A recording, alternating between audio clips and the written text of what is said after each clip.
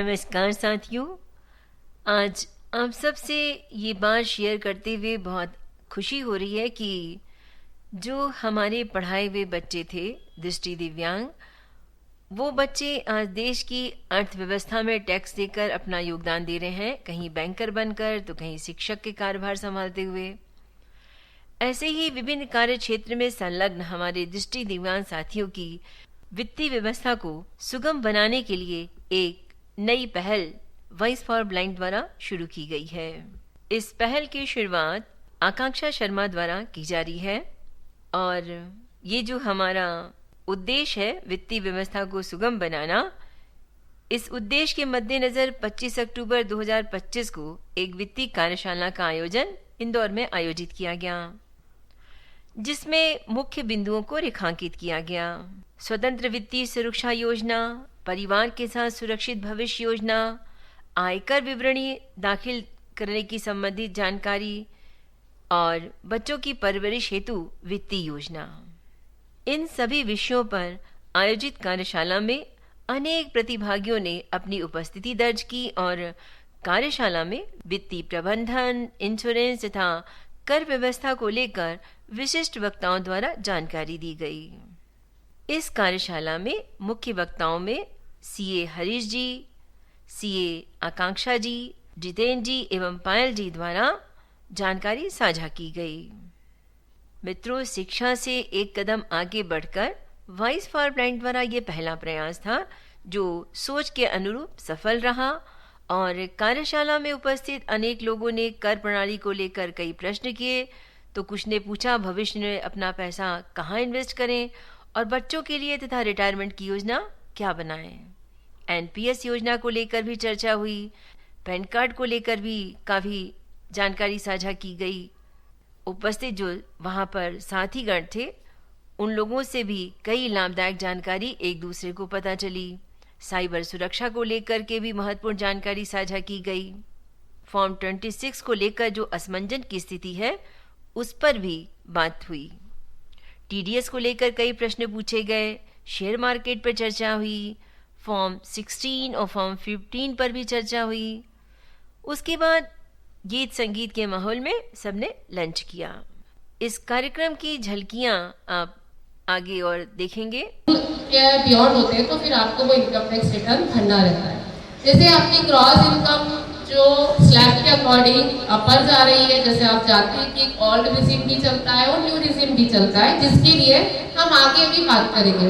तो यदि आपकी क्रॉस इनकम एक्सीड हो जाती है आपकी बेसिक एग्जम्पशन लिमिट से, तो आपको आपका आइडिया फिल करना पड़ता है। या फिर आपके हाई वैल्यू ट्रांजेक्शन होते हैं, जैसे जो भी फाइनेंशियल ईयर अपना जो रहता है उसमें आप हाई वैल्यू ट्रांजेक्शन करते हैं, यानी आप 1 करोड़ की डिपॉजिट करंट अकाउंट में करते हैं या 50 लाख रुपीज आपके सेविंग अकाउंट में करते हैं, या फिर आप कोई फॉरेन ट्रैवलिंग करते हैं उसके ऊपर 2 लाख रुपए से ज़्यादा का खर्चा करते हैं, या फिर इलेक्ट्रिसिटी आपकी जो पूरे साल की 1 लाख से ऊपर आती है। तो ऐसी जो कंडीशंस होती है तो आपको आइडिया फील करना है। और सबसे अच्छा पॉइंट जो जनरली पता तो होता है, लेकिन मैं क्लियर करना चाहूँगी कि आपका आइडिया जो है वो लिमिट नहीं क्रॉस कर रहा है, परंतु आपका उसमें इनकम टैक्स का जो टीडीएस होता है, एफडी का जो टीडीएस होता है, यदि वो कटा है और आपको वो रिफंड लेना है तो पहले आपको आपका आइटीआर फिल करना पड़ेगा, तभी आपको टीडीएस मिलेगा। इसके बारे में भी हम बाद में डिटेल में बात कर सकते हैं। अब मेरा नेक्स्ट क्वेश्चन था कि what are the benefits of filing ITR. क्या बेनिफिट्स होते हैं आईटीआर को फाइल करने के लिए प्रूफ में माना जाता है। आप किसी बैंक में यदि लोन लेने जाते हैं तो भी आपसे 3 साल का आईटीआर मांगा जाता है। उसके अलावा सेम यदि आपका एफडी के ऊपर जैसे टीडीएस कटा है तो उसका रिफंड लेने के लिए भी आपको पहले आईटीआर जो है वो फिल करना पड़ेगा।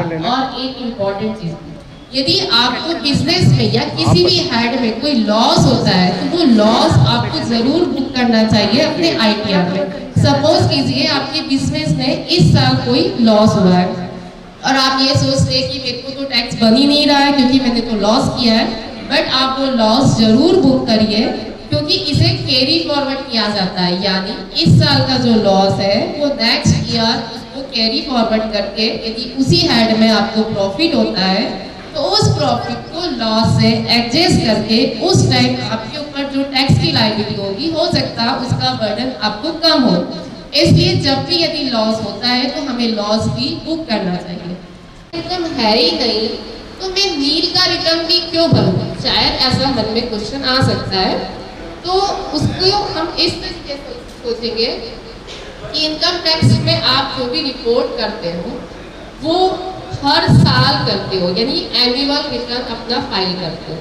आप किसी को भी यदि 3 साल का ITR देते हैं तो उसमें ये देखा जाता है कि पहले साल आपकी ITR में इनकम कितनी थी, दूसरे साल में कितनी थी और फिर तीसरे साल में कितनी थी।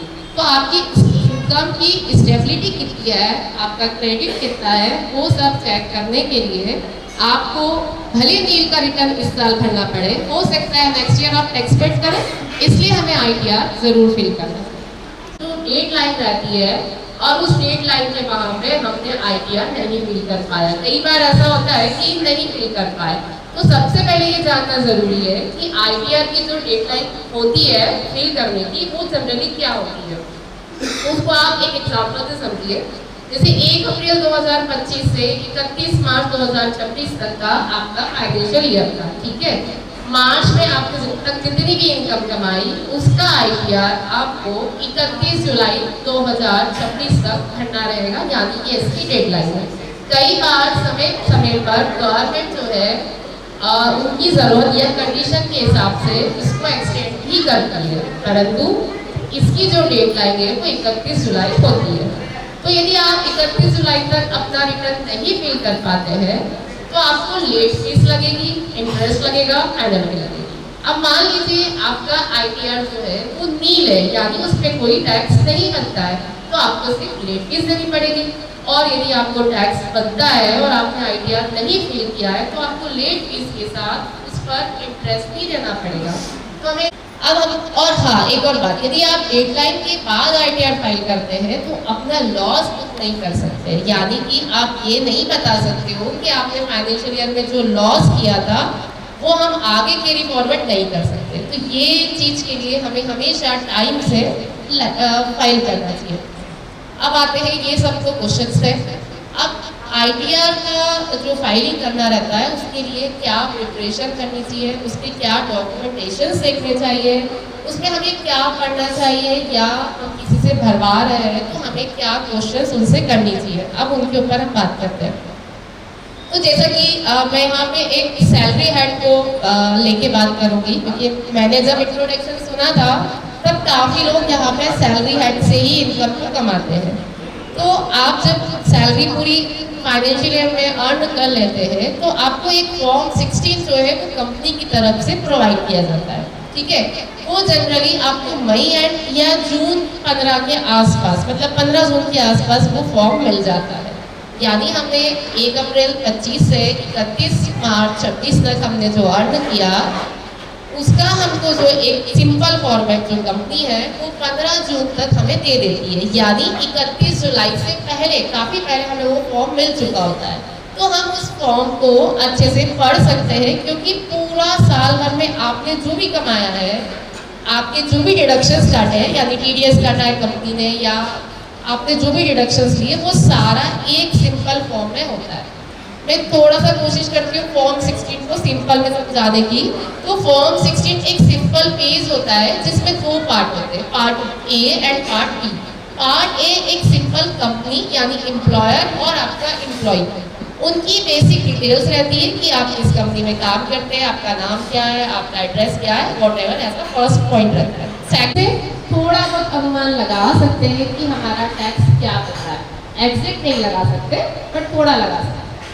उसके बाद में हमें अपने जो कंसल्टेंट है, यानी आप यदि CA से फील करा रहे हैं या फिर किसी वकील से फील करा रहे हैं या किसी फ्रेंड से फील करा रहे हैं, और यदि आप थोड़ा अनुभव रखते हैं आप भी फील कर सकते हैं, तो भी जो भी रिज्यूम अभी हम डिटेल करेंगे वो डिफॉल्ट में टिक किया होता है, तो उसके हिसाब से टैक्स अलग बनेगा, ओल्ड के हिसाब से अलग बनेगा। तो यदि आप सैलरी से इनकम कमा रहे हैं तो एक बार ज़रूर आप इनकम टैक्स की वेबसाइट पे जाके भी वहाँ पे कैलकुलेटर होता है, अपनी फॉर्म 16 के अकॉर्डिंग इनकम डाल के भी कैलकुलेशन कर सकते हैं। अब हमने ये सब तो समझ लिया, आगे होता है वेरिफिकेशन, मतलब लाइक स्टेप बाय स्टेप हम आप इमेजिन कर सकते हो कि हम खुद ही अपना रिटर्न कैसे सबमिट हो रहा है उसकी प्रोसेस समझ रहे हैं। तो वेरिफिकेशन करने के लिए तो जब सारा फॉर्म फिल हो जाता है उसके बाद में एक वेरिफिकेशन होता है, आपको याद होगा अभी कुछ समय पहले ही सबने रिटर्न भरा होगा, तो आपसे OTP लिया जाता है, वो आपके फॉर्म को वेरीफाई करता है, क्योंकि इनकम टैक्स में आप जो भी डिटेल दे रहे हो वो एक सेल्फ डिक्लेरेशन फॉर्म है जो आप आगे चल के इनकम टैक्स डिपार्टमेंट को ये दे रहे हो कि मेरी साल की इनकम इतनी है, मेरे डिडक्शन इतने हैं और मेरे टैक्स इतने हैं, तो उसको एक और देते हैं। तो उसमें एक बार मैंने समझती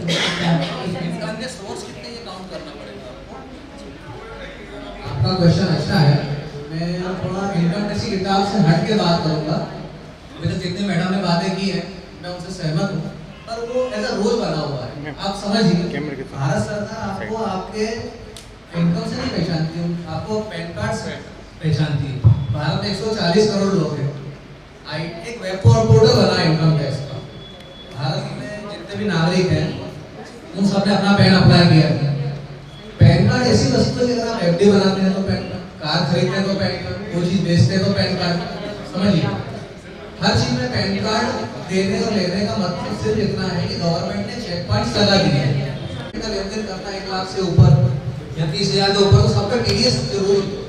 हम TDS इतना महत्वपूर्ण सेक्टर है इनकम टैक्स में, तो उसके बिना इनकम टैक्स करना अधूरी। आप सारे लोग बैंक में जॉब करते हैं और सभी लोगों की सैलरी आई थिंक टैक्सेबल होना चाहिए और पैन इनकम टैक्स कानून ये बोलता है कि हर व्यक्ति को इनकम टैक्स भरना जरूरी है, लेकिन वो चेक उसने तो अपने सैलरी क्राइटेरिया को देख के TDS काटा है। लेकिन जो AIS है, एनुअल इनकम स्टेटमेंट, जो इनकम टैक्स की साइट पे मौजूद है, जब आप लॉगिन होते हैं तो उसमें सर्विसेज में टैब बना हुआ है AIS। जब आप उसे डाउनलोड करें 26S अलग है, 26S ये बताना है कि TDS कितना करना है, AIS ये बताना है कि ऑल ओवर इनकम कितनी है।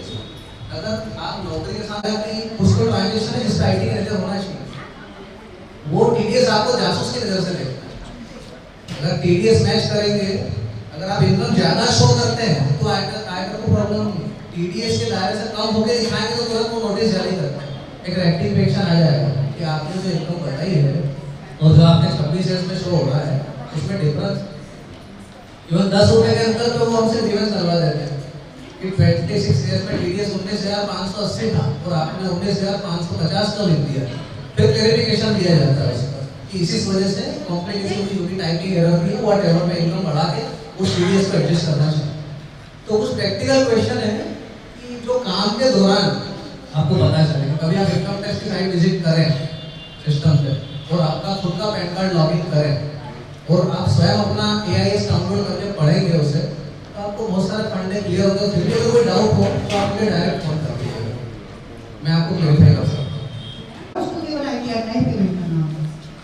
यहाँ पे सिस्टम उल्टा है स्टेट में, हमसे सीधा कह दिया जाता है कि आप ITR अप्लाई कीजिए, आपको TDS और जो भी CA होता है वो पूरा आपका जो एनुअल चार्ज होता है, जो 3 महीने के हर 3 महीने के बाद जो उसकी समीक्षा होती है, अभी तक हुआ ये कि साल भर का TDS मैंने अपनी सैलरी से कटवाया, लेकिन जो CA था उसने 9 महीने का भी TDS काटा, बाकी छोड़ दिया उसने। तो उसमें मुझे लॉस ये हुआ कि जो रिफंड आया वो केवल 9 महीने का है और उसमें मैंने कंप्लेंट तो डाली है, लेकिन वो जितना बोला जाता है उतना फास्ट एक्सेस होता नहीं है। तो इस में मुझे मेरा क्वेश्चन ये है कि जो भी कॉलेज या जो भी सेक्टर जहाँ पे हम जॉब कर रहे हैं, CA का फर्स्ट क्लाइंट वो है या एम्प्लॉय है। दूसरा क्वेश्चन ये है कि जहाँ पे भी हम जॉब कर रहे हैं, यदि फर्स्ट क्लाइंट कॉलेज या जो भी बैंक या जो भी है उसको पेमेंट करना चाहिए, ना कि हमको। वो हमसे ले वो अलग चीज़ है। अब उस ये 9-10 हज़ार रुपये की अगर हमसे फीस अगर इस तरह से चार्ज करेंगे तो हाउ इज जस्टिफेबल और नॉट।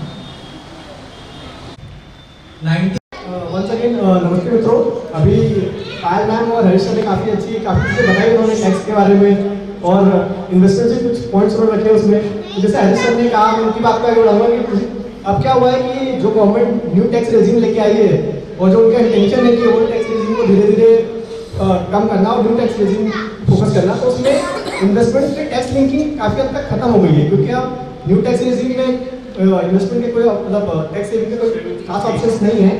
उसमें केवल आप डायरेक्ट इनकम की लो और सीधा टैक्स भरो, ऐसा अकाउंट का कहना है, ये चीज़ है उसमें। तो इन्वेस्टमेंट की जो बात है उसमें शुरू करूँगा। सबसे पहले इन्वेस्टमेंट दो तरह का होता है, जो हमारे मार्केट में इंस्ट्रूमेंट्स हैं। एक होता है फिक्स इनकम इंस्ट्रूमेंट, मतलब आम भाषा में बोले जिसमें भाई आपने पैसा लगाया, आपका पैसा भी आपको मिलेगा और जितना रिटर्न प्रॉमिस किया गया उतना रिटर्न भी आपको मिलेगा। जैसे एफडीज होती है, हमारी आरडीज होती है। और एक होते हैं मार्केट लिंक रिटर्न वाले, जैसे कि शेयर मार्केट में शेयर्स हैं और म्यूचुअल फंड्स हैं, इसमें फिक्स नहीं होता है रिटर्न। जैसे कि मान लीजिए कि आपने 100 रुपये किसी शेयर में लगाए तो आपको 200 में मिल सकते हैं, और ऐसा भी हो सकता है कि आपकी वैल्यू 50 रुपये हो जाए तो उसी पे वो भी मिल सके। तो इसमें क्योंकि मैं बैंकर हूँ तो सबसे पहले मैं सेविंग अकाउंट से शुरुआत करूँगा।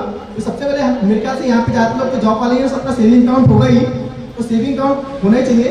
और यहाँ पे मैं एक और चीज़ बताना चाहूँगा, टाइम्स के पर्सपेक्टिव से काफ़ी लोग को सेविंग अकाउंट में इशू आते हैं, तो उनको एटीएम नहीं मिलता है या चेकबुक नहीं मिलती है या फिर काफ़ी दिक्कतें आती हैं। तो इसमें मेरा ये सजेशन रहेगा सभी लोगों को कि किसी को भी अगर जैसे एटीएम या चेकबुक या नेट बैंकिंग में अप्लाई करना है तो अपनी ब्रांच में जाकर एप्लीकेशन दे सकता है, और एप्लीकेशन देने के बाद भी अगर उसको सर्विस नहीं मिलती है तो वो रिसिप्ट दे और बैंक को कंप्लेन करे ऑनलाइन या जिस भी माध्यम से, कॉल सेंटर के माध्यम से। और एक महीने के दौरान अगर बैंक उनकी समस्या का समाधान नहीं करता है तो वो बैंकिंग अम्यूजमेंट में कंप्लेन कर सकते हैं। तो सभी को एफडीज आरडीज में अपना कुछ पैसा रखना चाहिए, क्योंकि ये हमारे लिक्विड इंस्ट्रूमेंट्स है। अब अगर आधी रात को हमें कोई जरूरत है, हमें चाहिए कि हमको, तो आजकल हम नेट बैंकिंग की सहायता से ऑनलाइन माध्यम से एफडीज आरडीज को तोड़ के और अपना जो भी जैसे मेडिकल इमरजेंसी है, कोई इमरजेंसी है, तो उसमें अपना पैसा निकाल सकते हैं। तो मेरा ये अमाउंट हम मंथली जमा कर सकते हैं और एक फिक्स टेन्योर जो भी हमें 1 साल से 10 साल तक इसमें हमको अमाउंट रिटर्न ब्याज के साथ मिलता है। तो हमें इसमें इन्वेस्टमेंट थोड़ा बहुत अपना करना चाहिए। इसके अलावा एक फिक्स इंस्ट्रूमेंट में काफ़ी पॉपुलर है, पहले काफ़ी थे, अभी थोड़ा कम है, स्मॉल सेविंग स्कीम जो गवर्नमेंट की पीपीएफ और सुकन्या अकाउंट्स, ये भी काफ़ी पॉपुलर है। इसमें एफडी से ज़्यादा इंटरेस्ट मिलता है। जैसे 6 साल बाद आप अमाउंट 50% अपना विड्रॉ कर सकते हो 4 साल का, तो 15 साल तक के लिए है इंस्ट्रूमेंट, और ये काफ़ी अच्छा इंस्ट्रूमेंट है। इसमें आप हर मिनिमम 500 रुपये और मैक्सिमम 1.5 लाख में इन्वेस्ट कर सकते हैं। ओल्ड रेजिम में इसमें 80% डिडक्शन का बेनिफिट भी है, और न्यू रेजिम में वो नहीं है हालांकि, लेकिन ये एक अच्छा इंस्ट्रूमेंट है।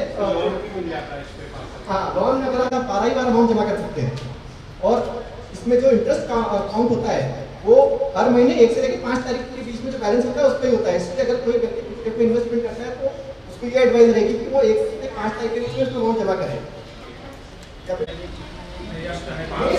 गवर्नमेंट ऑफ इंडिया का अकाउंट है, इसमें क्या होता है कि गवर्नमेंट का इन्वेस्ट करते हैं, गवर्नमेंट ऑफ इंडिया का जाता है, ये गवर्नमेंट ऑफ इंडिया की स्कीम है। इसी केस में ये होता है कि ये तो होता है कि आप चाहे तो मंथली इंस्टॉलमेंट भी ऑटो डेबिट अपना हाँ, कोई बात तो इसके लिए उसको 50 रुपये रहती तो अपने अकाउंट को रेगुलर करा सकता है। मैं कहते हैं पीपीएफ के बारे में सभी लोग को स्मॉल मीडियम है, ये अलग चीज़ है, ये टॉपिक अलग है। हमें नहीं वाला टॉपिक को लोन से लेकर तो आज जैसा कि हुआ कि बीच में हम लोग क्वेश्चंस रोकने पड़े, तो आगे ऐसा ना हो। तो अगर आप सभी लोग इच्छुक हैं तो फिर हम इसके लिए आगे प्लान कर सकते हैं। और वो तैयार हैं कि नहीं, ये भी एक जरूरी है। मैं तैयार हूँ। 2 घंटे क्या, मैं 8 घंटे भी लेक्चर दूंगा आपके सवालों का जवाब, है ना। मैं आपके आप सवाल इकट्ठे कीजिए लाइन से और एक डेट फिक्स कीजिए, मैं आपके सारे प्रश्न दूंगा और लैपटॉप पे आपको सेशन भी करके दिखाऊंगा कि उसको ऑनलाइन कैसे किया जाता है।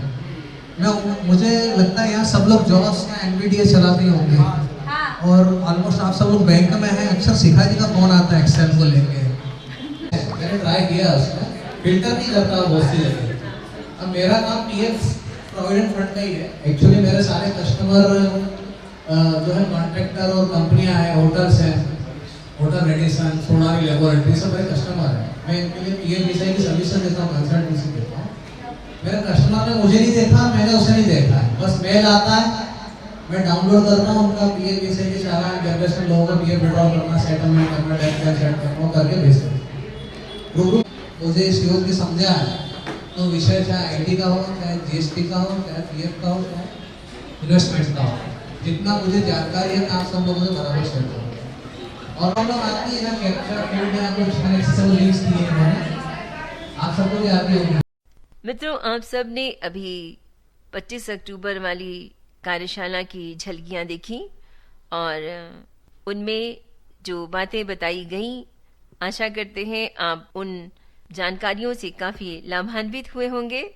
यहाँ पर एक बात शेयर करना चाहेंगे कि वित्त से संबंधित जो जानकारियां हैं वो अथाह हैं और ये आम बात है कि सभी कर्मचारी को सभी जानकारी हो, ऐसा प्रायः होता नहीं है। मित्रों, इस कार्यशाला में एक बहुत अच्छा सुझाव आया, वो ये रहा कि जो विषय वित्त से संबंधित है हमारे उद्देश्य में, उन विषयों में से एक एक विषय पर विस्तार से चर्चा हेतु प्रत्येक मास ऑनलाइन एवं कभी ऑफलाइन आयोजन वॉइस फॉर ब्लाइंड द्वारा आयोजित किया जाएगा। इसी श्रृंखला में पहला आयोजन 30/11/2025 को ऑनलाइन आयोजित किया जाएगा सुबह 11 बजे से 1 बजे तक, जिसका विषय है अपने और अपने परिवार हेतु दीर्घकालिक वित्तीय निवेश योजना, जिसका संचालन सीए आकांक्षा जी द्वारा किया जाएगा।